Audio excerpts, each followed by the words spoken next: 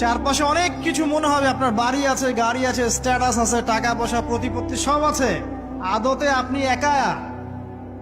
আদতে আপনাকে একাই কবরে যাওয়া লাগবে, একাই আল্লাহর সাথে হিসেব নিকাশ দিতে হবে, কেউ নাই সাথে।